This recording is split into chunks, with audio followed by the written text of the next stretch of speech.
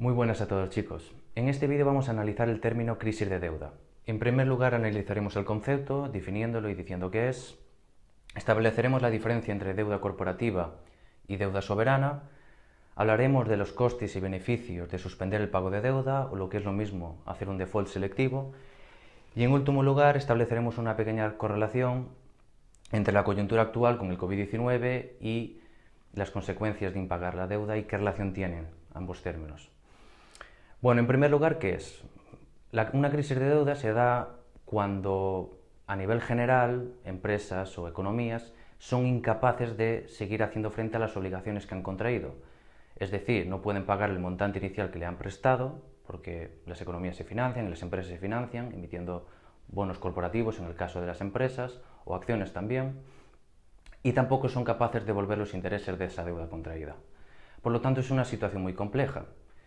Porque, en un caso, la deuda corporativa, que es la deuda perteneciente a las empresas, si no son capaces de devolverla, esto implicaría una destrucción de capital, ya que normalmente cuando una empresa emite deuda, la emite para obtener financiación y seguir financiando proyectos de inversión. Evidentemente, si no ha podido devolver esa deuda, es que ha invertido mal ese dinero y por lo tanto no ha obtenido una rentabilidad, es decir, lo ha invertido en proyectos de inversión que no han prosperado y que fueron ruinosos. En el caso de la deuda soberana es diferente. La deuda soberana es la deuda contraída por las economías. Recordemos que una economía se financia a través de dos vías. Por un lado, los impuestos y por otro lado, la emisión de deuda. Esa deuda se emite a unos tipos de interés que oscilan en función de la coyuntura por la que está pasando la economía. Es decir, si la economía tiene una deuda sostenible y ha estado reduciendo la deuda cada ejercicio fiscal, esa economía es atractiva y por lo tanto da a entender al inversor, al acreedor de esa deuda, que esa economía es solvente y que está haciendo políticas fiscales responsables. Y también otro instrumento que se suele mirar a la hora de invertir en una economía y comprar bonos de la misma es el déficit, el balance fiscal entre ingresos y gastos. Es decir, si una economía tiene más gastos que ingresos, esa economía da la sensación de que no está siendo responsable y que por lo tanto va a ser más difícil para la misma atraer capital y seguir financiándose. Por lo tanto, los tipos de interés oscilan en función de eso. Vosotros mismos, si queréis invertir en una empresa, estudiaréis sus balances. Si veis que no es responsable con sus inversiones, que invierte en proyectos de inversión ruinosos, seréis menos receptivos a invertir en esa economía. Pues lo mismo pasa en esa empresa, en ese caso. Pues lo mismo pasa con una economía. Entonces, ¿qué relación tiene esto con una crisis de deuda?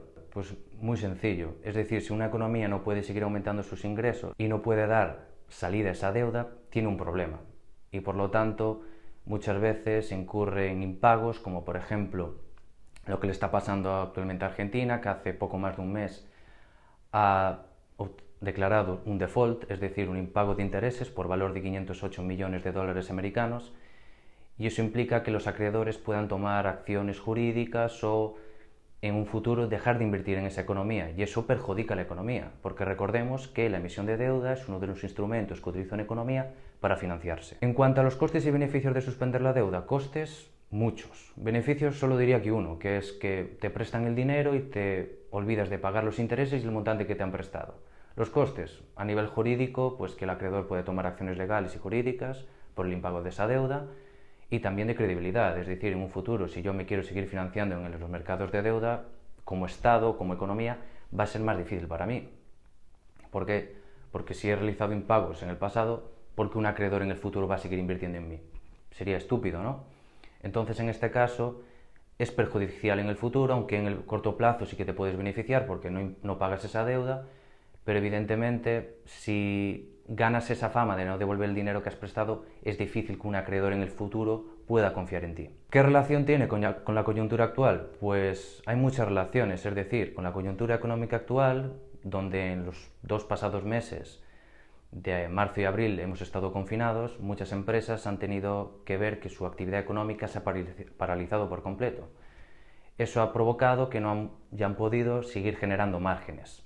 El no poder generar márgenes y tener que seguir pagando los costes fijos de sus empresas, pues ha provocado que muchas se queden sin liquidez.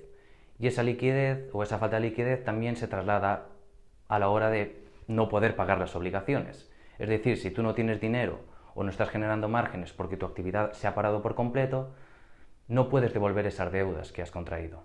Muchos estados han optado por suspender por completo el pago de deudas, el pago de alquileres, y sí que ha preservado la mayor parte de empresas porque fueron decisiones que han ayudado a mantener la liquidez de estas empresas, pero hubo otros estados que han decidido aplazar o incluso no suspender ningún tipo de pago de alquileres, costes fijos u otras obligaciones, y eso ha provocado que muchas empresas hayan quebrado porque no hayan podido pagar esa deuda, es decir, hayan entrado en esa crisis de deuda de la que estamos comentando en este vídeo. Así que nada, chicos, el objetivo de este vídeo era comentar más o menos el concepto de crisis de deuda para que tuvieses una idea de qué va, básicamente. En la descripción de este vídeo os dejaré enlaces de referencia por si queréis ampliar conocimientos o consultar un poco más en detalle sobre el tema. Asimismo, me gustaría que en la caja de comentarios me dejaseis vuestra opinión acerca del tema y cualquier sugerencia. Y nada, chicos, hasta aquí el vídeo de hoy. Espero que os haya gustado y nos vemos en el siguiente.